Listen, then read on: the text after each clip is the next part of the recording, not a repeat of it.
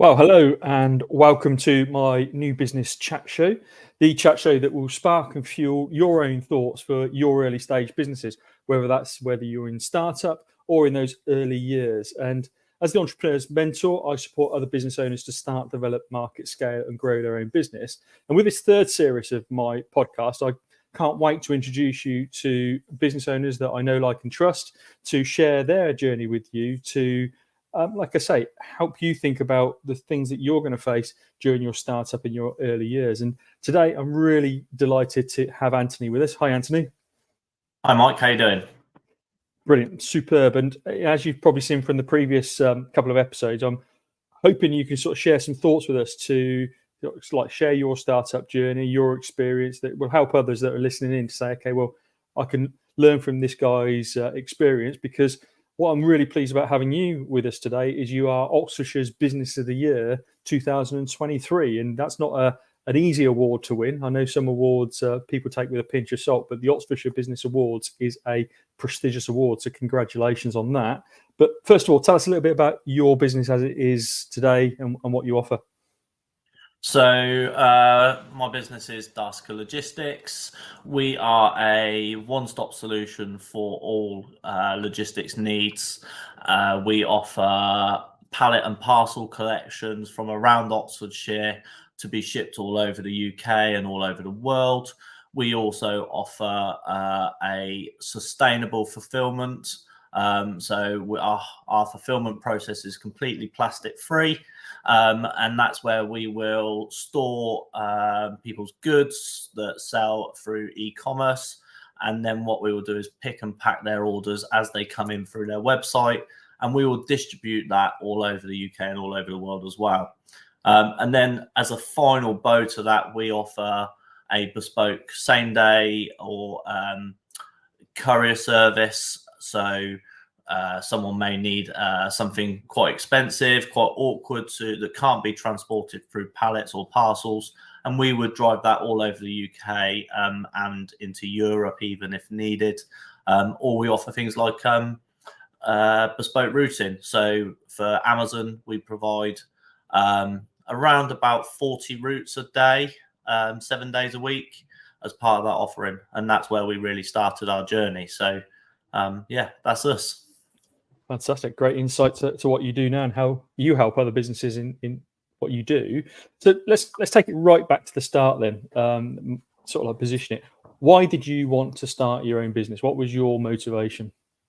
Well, I've always been an ambitious person. I've always wanted to develop and grow myself.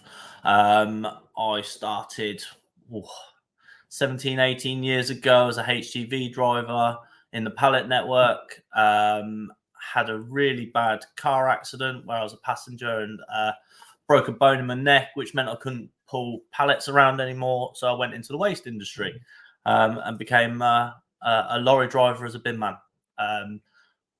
Not the most sexy of industries to get involved in, but it's actually what started and fired off my career. So developed myself through that period into a manager and a regional manager for a very large private company, Grundle Waste Management, in this area. And then COVID hit and everyone panicked. Everyone kind of went, right, what do we do? What does our business look like? And Grundle, much like any other, they collect bins from shops and residences, and a lot of their shops shut down. So a lot of the work stopped. And I really kind of, after helping through those first three months period where it was difficult, we didn't know what was going on, but we got down to a point where we were kind of settled. We knew where we were. And I kind of looked around and went, I've got a great boss who's been with his company 10 years. He's a similar age to me. He's not going anywhere. He loves his job. His boss, similar age as well. Again, not going anywhere. Been with the company 20 years. And I didn't see any progression anymore as much as I wanted to. And so I didn't go looking for it, but I was told about a delivery service partner program with Amazon, where you would go in, you'd start with 5 routes a day, you set up your own business, and they would basically contract you work, and that's what I looked into, and that kind of really kind of kick-started. I think from applying to being offered the opportunity with Amazon, the contract was a 4-week process for me. I know other delivery service partners that were doing it for 6 months and still waiting. So it took me back a little bit, but me being me, took the bull by the horns and went, right, I'm going for this. I'm going to go start my own business. And I've never looked back. I loved my job with Grundon. I thought they were a fantastic company to work for. And I took a lot of what they offer and they do as a business and really kind of implemented that in my own thinking and how I take things forward. And yeah, that's kind of how we got started. It was a whirlwind, crazy period in probably the most challenging of times for businesses, I would say. But let's be honest, Amazon being Amazon, that's when they grew and they really kind of exploded. So it was a great time to get that opportunity. Fantastic story. Some of that I didn't know about you, actually. So that's good to know. And I think what's quite interesting, one of the things I like to explore here, if I can, is that, obviously things scale fairly quickly for you by the sound of it, from 5 to like eventually 40 Amazon routes that you touched upon earlier. But one of the things I find with a lot of new startups is the fear of investment. So, you've obviously taken on a huge warehouse space over in Vista. Tell us about that mindset in terms of taking on that overhead, signing that lease. So like you committed to that, and tell us about that a bit more. It's scary. My lease here is a 10-year lease. It's a hell of a commitment to sign up to. So like you say, it's not a large warehouse in scale to others, but for me, it's a very large building. It's 15,000 square foot. In prime Bicester location, and it was quite a commitment, and I was lucky enough that before I committed to it, that I had already been in discussions with Palletways about becoming a member, and one of the stipulations of me getting that 3-year contract with them to start with was having a building where I could operate, because I had. So when you operate trucks, you have to have an operator's license. And in order to have an operator's license, you have to have a location and a building that you can assign that operator's license to. So for me, I had to have a building to get the Palletways contract. So it was a bit of a leap of faith that that's something I needed to do in order to grow. I'd been working with Amazon for about 1.5 years, so I built up a good pot of cash in order to get that deposit down. I didn't go out buying flash cars and things like that. It's like some people go, "Oh, look, I'm making money. Off I go. Let's go and enjoy my life." At times, I do believe that Melanie sometimes thinks I should have just stuck with that. But I think for me, I had to get back into my passion, which was trucks. I've been doing it my whole life. I've driven them. I've worked my way up through managing them. And it was a proud moment for me, actually getting some trucks in with my name, my brand on it, and my vision, really. So yeah, it was a really great time for me. And yes, it's scary. Yes, there's a lot of investment. More than I had expected or anticipated. I'm not going to lie, that you really got to look at what could happen as well as what will happen. And for me, like, being the ambitious person I am, I got offered more work and more things, and I went, yeah, that's great. Let's get this. Let's invest in it. And that can really drain your cash flow. And I think for me, being a new business owner, I'd always worked in businesses where it was like, yeah, let's get a new truck, let's get a new vet, and it was there. I was a little naive to how quickly cash flow can drain when you're investing. And that was a real learning curve for me. Brilliant. So one of the things I talked to actually, I want to touch on one point you were talking about, which became very evident in your first answer, actually, is a conversation I was having yesterday about skill versus will. Is that, you can have all the skills in the will, but if you haven't got the will to deliver, then you're not going to deliver 100%, or vice versa. You can have all the will in the world, but you haven't got the skill to deliver. But what I love about your journey is obviously the will was definitely there. You can see that passion for what you've got. And then you've developed your skill and learnt your skill, and obviously through Grundon and then into your own business. And actually, to learn your skill, it sounds like you've sort of thrown yourself into the deep end a little bit in terms of taking on the contract, but also the warehouse and all that sort of stuff. The thing that I always talk to startups about is giving yourself some point of differentiation, your unique selling point, your differentiator, what creates value for your market. And you've gone down like a sustainable route. So tell us a little bit more about why you chose that, and how that came to fruition. It all stems from actually where I was working in the waste industry. You don't realize how little recycling happens until you kind of get you're into that sort of industry. And I started my journey in the South Oxfordshire district and Vale district council when they first introduced the wheelie bin. And, I was the person who rolled all that out. So I saw the stats of what was being recycled in the county previously, which was deemed to be fairly good. I think they had about a 30% recycling rate.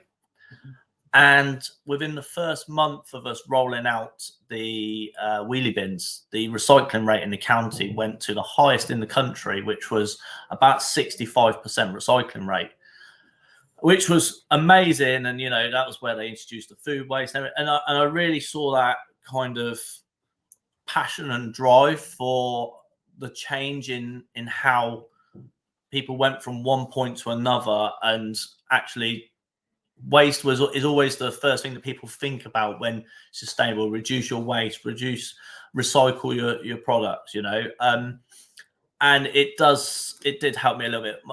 Melanie, my wife, she has a degree in environmental management, is massively passionate for sustainability, as you know, Mike.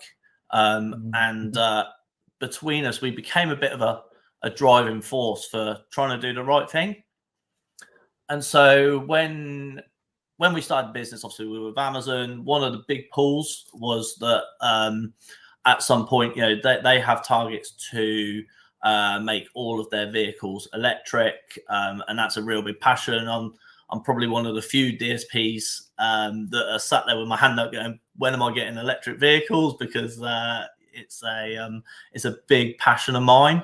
And then when we started our operations over in Bicester, we wanted to be a business of the future. The next 10 years are probably one of the biggest changes in the transport industry.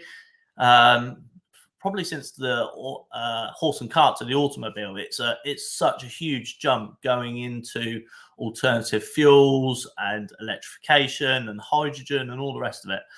And when I looked at joining the industry, I didn't want to do the same thing as everyone else does. And combining that with the passion that Melanie and I have for being a sustainable company, our first point of call was to start bringing in electric vehicles. I actually ordered my electric 3.5 tonner that was one of the first in the country. So before I bought the building and before I'd got the contract with Palletways, I was that positive that it was going to happen. It was the right way, that I ordered it before I even there's a little bit of jumping the gun there, let's be honest. But actually, that was a 14-month wait for that vehicle. So there was always that, I guess, opportunity to cancel it and only lose a deposit, etc. But yeah, for me, I had to have a USP, but also it had to relate to us and who we are. because if your USP doesn't relate to who you are, you don't have to drive for it. You could come in and say this is what you're going to do and this is your USP, but if it has no relation to you or your beliefs, how are you going to drive it? What are you going to do? So yeah, that's where we started, and then obviously we took our fulfillment center on, and very quickly realized like how much plastic was going in packaging, and so we went, right, we're going to remove that, we're going to take it out, and there is no, within our fulfillment process there is no plastic. And our kind of driver behind that was really to kind of make it a USP from that point. And it's difficult, don't get me wrong, there's a much higher cost to doing it. But don't pass that on to our customers, because that is us and our beliefs, not our customers necessarily. Although, you know, if someone come to me and said, look, I've got 500 Barbie dolls I want to shift a day out to the public, I'd turn that customer away. And yes, it would be a great business, but actually it doesn't fit with our ethos and our beliefs. So, you know, that's where we would sort of fall on that side of it. And back end of last year, we had a team from Oxford Brookes come in, a team of students come in to assess our CO2 levels and how sustainable are we? What are we doing? Is it right? And actually, through their studies, they realised that we were saving around about 60% CO2 per parcel that we picked and packed and shipped out, which was a huge saving for customers and their sort of green credentials as well. Brilliant. Wow, I know every time I have a conversation with you is that just the sustainability with you and obviously Melanie as well, it just shines through your business. And I think you hit the nail on the head. You can have all the USPs in the world because you think that your audience want those USPs, but actually if you don't live and breathe them and they don't shine through with clarity, then you get seen through, don't you, in terms of, you know, you don't live the business in that way. Fantastic. Tell me then one thing that you've learned on your journey from startup to maybe today that would help the listeners to say, actually, I wouldn't do that again. That's a sort of a learn that I've had. I would probably say it's overinvestment, and don't run before you can walk. You know, you get offers as you're climbing up and building your business. You get offers that you think are just a fantastic, and you're like, well, I've got to invest in it. I've got to go with it.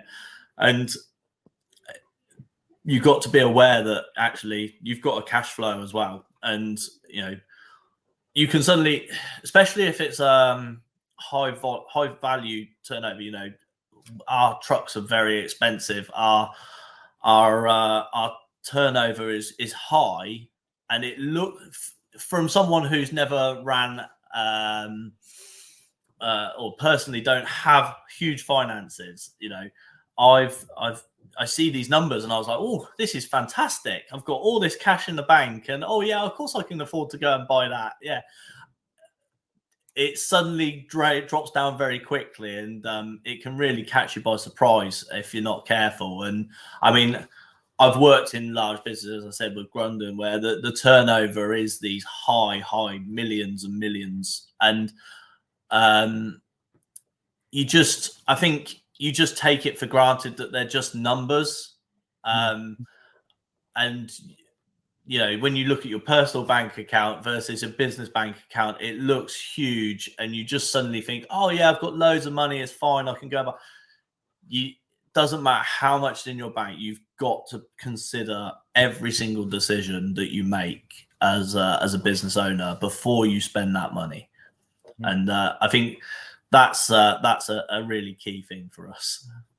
Sure. That'd be something nice to explore with you, actually, is because, you know, obviously we, as entrepreneurs, we all have different skill sets in terms of, you know, whether it's your numbers, whether it's operations, whether it's marketing, sales, etc. And then we build a good team around us. But tell us a bit about your decision making, because it sounds like you've made some decisions sort of like fairly quickly. You've made some decisions with considerations. So, you know, what stops you procrastinating? What helps you make decisions and the right decisions? So I'm a very risk-taking person and goal-orientated. So for me, I'll make a decision very, very quickly. And I realise that about myself. I'm very aware of who I am and what my good points are. I will see an opportunity. I will go, right, let's go for this. Let's do this. But I also know that I can be a little bit too, I guess, gung ho at times to really go for it. And I think part of being a good business owner is that you're very self-aware of who you are, and know where your flaws are. Because just because you own a business and run a business does not mean you know everything. You've really got to surround yourself with a really good team and people that aren't afraid to tell you when you're being an idiot. Do you know what I mean? I mean, I'm very lucky. One of those people in the team is my wife, who's had years of me I'm an idiot, but yeah, and to slow down a little bit. So I'm quite lucky in that way. But I've got my HR and finance manager who worked for me at London for 10 years. And, when I was looking for someone to come into the business who wasn't afraid to tell me, no, you can't spend that, or no, you shouldn't do that, but didn't necessarily have the right skills for the role, or didn't have the skills for the role, but didn't have the qualifications and the understanding of the role. For me, it was bring in the right people and train them to be what they needed to be, but people that I could trust, people that would help make me make decisions that were considered.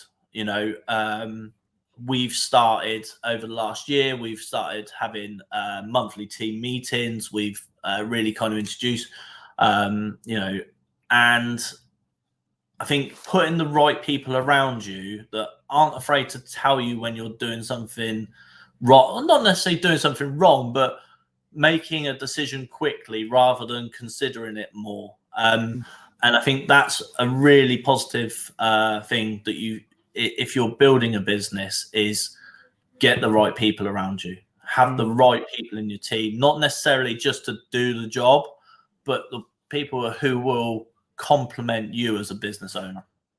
Yeah, great point. Let's explore that a bit further, because obviously there's two elements in terms of the right people, isn't there? Like you say, skill may be one, whether they're a values fit, but also in terms of the role that you require. So to help other people at thinking, okay, well, I'm going to scale my business fairly quickly, I'm going to hire people. How did you decide what the next role was that you would hire from, obviously you and Melanie to start with, and your drivers to kick off, and etc.? Yeah, so obviously initially it was just myself and my brother. And my brother's very operationally minded, really driven to get the job done. And I was the business side, where it was looking after the finances, growing the business, investing in the right things. And then as we kind of stepped in and Melanie sort of came into the business, and the aim was always to bring Melanie in, because I know how valuable she is as a person in what she does and what she can do. She could be so much more than even what she is now. So really, I always knew I needed those skills, and her skills very much balance mine. And that was really important for me. And then at the start of last year, my brother actually decided to leave the business, and that was due to personal reasons with his family, etc. But that was a huge hole for me. Losing a key trusted person out of the business. And it took me a while to kind of find out what I wanted. I was like, right, I just need someone to come in and run a depot, which I've always done in the past. I've employed people to run a depot. And actually, I took someone on who had the skills, but didn't have the belief and everything that we had. And it just wasn't the right fit. And they moved on very quickly. And actually what I did instead was I developed one of the key people that had been with us, and who but didn't have the qualifications, but had the drive, had the desire, and it was young. And I took a chance on developing them, and actually they've gone on and they've just absolutely smashed everything I've asked them to do. And they're not afraid to tell me when I'm making a decision that is wrong or that they disagree with. So I think that's a really key thing. And, you know, this is a young lad. He's only 27. And I think developing people and having the right people in your team is so key. So, it's identifying that and knowing, you know, I could go out there and I could run the trucks all day long and I'd be happy doing that. I'll be completely honest. That's my passion. It's what I enjoy. But actually, I knew that I couldn't do the thing I enjoyed if I was going to make the business successful. Yeah. So I think it's quite a challenge to really go, yes, that is the bit I want to do, but actually it's not what I'm going to do. And I'm going to have to trust someone else to do that role. And they're not going to do it the way I do it. Wow, let's build on that, because that's a big one for business owners, entrepreneurs. You know, like, I've walked around your depot with you, I've met some of your team, and I know how much you like investing in people. That's very, very obvious. But you letting go of something that you're passionate about, giving that somebody else, trusting, giving people accountability, responsibility, and trusting them to do that job. Tell us a little bit about that mindset, because that's a big one. It's a hard one to get over, and I'm still learning, if I'm honest.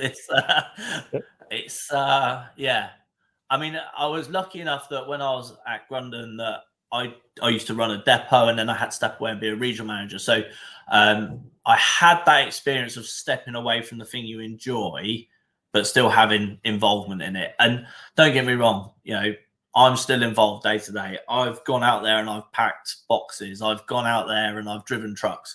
I've gone out there and looked after the team, but I don't do it day in, day out anymore. And I keep my hand in it enough to still know how to do it. And I'm there as a guiding light almost for my transport manager. He's very new to being a manager. And, you know, as you say, like, I love developing people. It's one of my key things. We've had, in the 2 years we've been here, we've put 4 people through the HGV. I've taken a driver and I've developed him into the warehouse manager, and now he's just gone through his transport manager qualifications, and he's now running the depot. You know, developing people is what I love to do, and I kind of had to realize that as much as I love running trucks, if I can teach the next generation of drivers, of managers, that I'm going to get just as much satisfaction out of that as I am by doing it myself. And I think for me, that was a really big point. I had to really sit back and consider that. You know, it did take me a while to kind of build that trust and know that that's what to do. But, you know, I'm reaping the rewards of that now, because I'm actually sort of overseeing the business. The business is growing. I'm getting more time with my customers, and that's key to building a business. You know, customers will come and go, but if you can spend time with them, if you can, you know, nurture that relationship, actually your customer base is only going to grow. And, you know, we've just taken on 2 more fulfillment customers who have come from recommendations of other customers.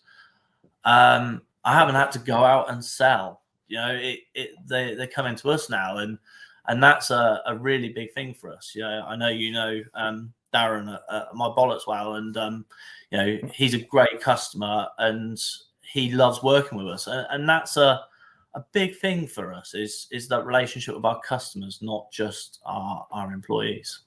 Yep, 100%, 100%. And I know, talking to Darren as well, you know, how delighted he is in enabling him to do other things in his business rather than packing his pants, as he would say. You know, so fantastic. So we're not really great at celebrating success as business owners and entrepreneurs, are we? Because we just get on with doing business and drive to that, as you say, the goal or whatever that may be. And obviously, you know, I'm going to come back to the awards in a moment. So I'm sure that was a big highlight for you. But any other sort of like wins, within the business that you'd like to highlight that keep other people sort of focused on what they should do? I think again it goes back to the development of people. The wins for me are watching the team turn into a team of their own. They're developing and really becoming accomplished managers and drivers, and I love that interaction with them. And I think I'm at a point now, and I've only kind of realised this over the last couple of months, is I've got a great team now. I for the first time, probably since I've done this, I'm happy with every member of the team. Everything's right, and we're now starting to see the performance based on that. We've just become a platinum member with Palletways. Which means we're one of 10 of their 150 members who are the overachiever, the excellence of the network. And that's huge for us. That's a massive thing. We've only been with them 2 years, and we're up there, against companies who have been around for 60, 70 years. And that to us is a really special achievement. And there's no financial reward for it. It is just you've performed really well, and this is where you sit in our sort of team. And that for me was a massive achievement. And I couldn't have done that without this team being at a point where they were performing to that level. And so it was a really, really good thing. As you say, great recognition for the business, but also for the team that you built. And I think it's always interesting when we develop from within, because that helps you as a business owner let go of that sort of worry of delegation and trust. Because if you bring someone in who's been in the industry years and years and years and worked for another company, one of those companies you said they've been around for 60 odd years, etc., they're going to bring in some bad habits and some ways that you don't like. See, I think the thing then is we think about, okay, I need to keep a closer eye to them. But whereas you've modelled someone, that they've got that will, they're aligned to the values, and you've given them the skill, you're going to get 100% out of them. So I love the model that you've got there. I said I'd come back to your award because obviously you won Business of the Year, you won the Business Person of the Year as well, you won some other awards. And I really wanted to touch on, which I think would be helpful in this conversation to help startups or early stage businesses, is what did the judges say back to you that they loved about your business? Because obviously what they loved about your business isn't because they love you, it's they had a framework to say, actually, this is what is a very good business. So what did they feed back to you?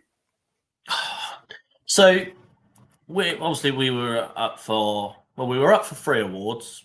And one of them we didn't get. We didn't get Purposeful Business, which, when you look at it, we felt that we were right to be up there, but actually it was more around the social side of development and benefits. And so the Tattersall who won it, absolutely hands down, what they do is fantastic.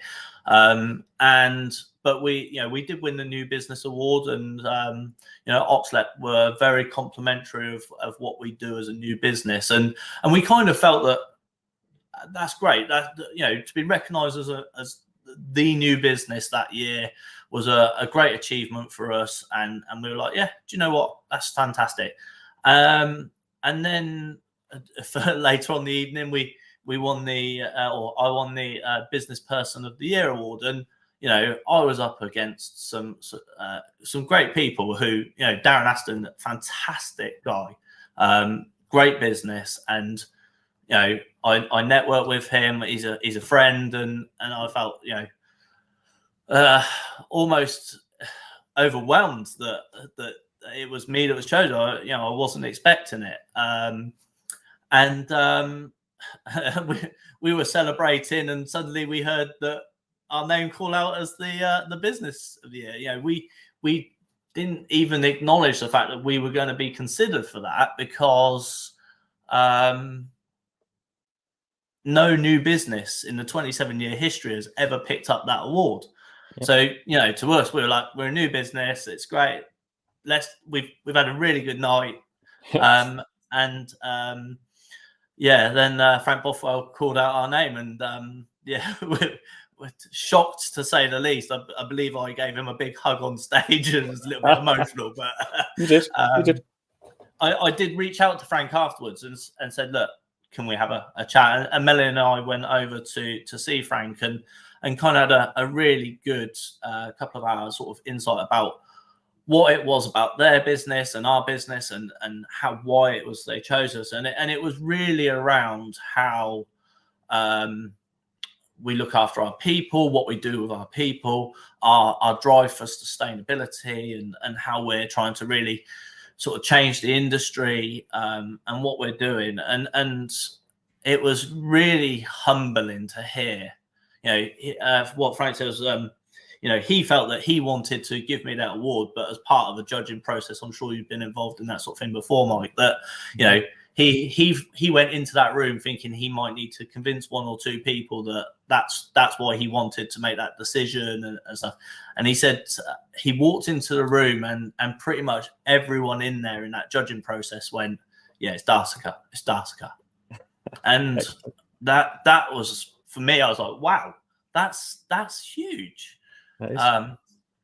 And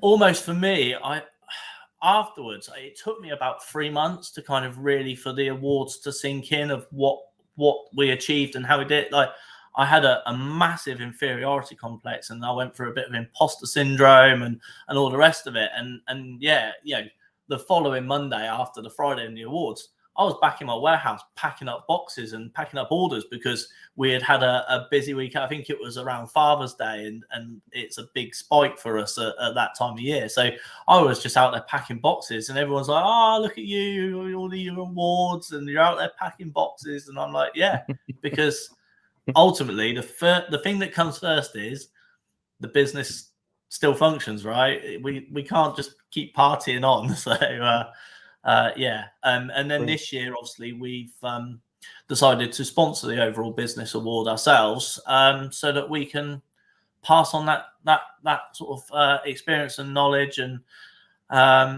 congratulations to another business this year who excels and does something great. So yeah, I'm looking forward to it. Incredible. We're just coming towards the end of today's chat show. So my sort of final thing is just to see if you had any other thoughts or any other tip that you'd give somebody on an early stage part of their business. I think the tip is to really kind of always be looking 6 months ahead at what when you're in business, or don't just be in the now. You've always got to look, what's the next 6 months like? What's the next year like? What's the next 5 years look like? And that timeline is always going to change. And my God, does it go quick? I'm nearly 4 years into our business already, and I feel like it was yesterday. So take time to look after yourself, and always look ahead is a key thing for me. Fantastic. Great tip to finish off. As a master plan coach, I talk about making sure your foundations are strong, and then you can get into your sort of rhythmic way of running the business. But then that gives you choices to say, okay, well, what is it I want to do? And I think you've got an unbelievable foundation for your business, and congratulations on what you've built and obviously what you've won. But importantly for me today, thank you for joining me and sort of sharing those tips, those real thoughts, if you like, that I'm sure the listeners will have taken something away from there. As I always say, if there's a nugget somewhere in all the conversations we have, someone's going to gain, someone's going to be a better person or a better business for that. So much appreciate, Anthony. How do people get in touch with you or the business if they want to know a little bit more about that? So if they want to get in touch with us, they can connect with me on LinkedIn. They can go to our website, which is Darcia, which is, I'll spell it out. It's DARCICA .co.uk. Obviously, it's joined up from my daughter's name, so Darcy and Jessica. We've been called Darcica, Darcia, everything, but it's Darcia. So check our website out. There is an inquiries form in there if anyone is ever interested in working with us. I'm an Open Doors member. People can come and join me at Open Doors as a guest and talk to us there, or they can connect me on LinkedIn. And thank you very much for today, Mike. It's been a pleasure being part of this. So thank you. Thanks, Anthony. Much appreciated once again. And certainly recommend if you've got fulfillment requirements or you need to move stuff, then Anthony's the guy to speak to. So from a listener's perspective, what a great example with Anthony today in terms of an early stage business, still in their early stages, won some fantastic recognised awards in our local area of Oxfordshire. But for me, huge drive, huge will from Anthony and the team. That investment in people, which is really, I think, important, but that desire to change the industry. And I'd encourage you all to think about all those things we've talked about today, about how that can shape the early stages of your business, because as we've seen in evidence from Anthony's case study, if you like, or example, taking a little bit of risk, making a bit of investment, being aware of yourself, being aware of your cash flow, all helps you create fantastic foundations for your business. So thanks for listening in to the New Business Chat Show. I'll be back very soon, actually, in fact, next week with another guest. I'll see you then again soon.